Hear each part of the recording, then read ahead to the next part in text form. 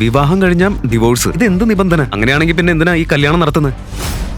ആ ശിവായെ വിവാഹം കഴിക്കണമെന്ന് ആരെങ്കിലും പറഞ്ഞാ ഞാൻ എന്റെ ഞരമ്പ് മുറിക്കും. Nandini, please please stop it. ആ കത്തി താഴെ വെക്ക്. ഇല്ലമ്മ, എന്റെ ജീവിതം പൂർണ്ണമായി നശിക്കും. ആ ശിവായി അമ്മ കണ്ടിട്ടില്ലേ? ഒരു ദരിദ്രൻ, പഠിപ്പുമില്ല, ഈറിയ പഴയ വസ്ത്രങ്ങൾ വിട്ട് ഏത് ചേരിയിലേക്കാ എന്നെ കൊണ്ടുപോവാന്ന് ആർക്കറിയാം? ഇതെല്ലാം അറിഞ്ഞിട്ടും എന്നെ അവനോട് കല്യാണം കഴിപ്പിക്കാനാണോ നിങ്ങളെല്ലാം നോക്കുന്നത്? അച്ഛാ, എന്തിനാ ഇങ്ങനെ ചെയ്യുന്നത്? എന്തിനാ സ്വന്തം കൊച്ചുമോളുടെ ജീവൻ തന്നെ അപകടത്തിലാക്കുന്നത്? ഇന്ന് തന്നെ, ഈ നിമിഷം തന്നെ ഈ ബന്ധം അവസാനിപ്പിച്ചില്ലെങ്കിൽ ഞാൻ നിങ്ങൾക്കെതിരെ കേസ് ഫയൽ ചെയ്യും.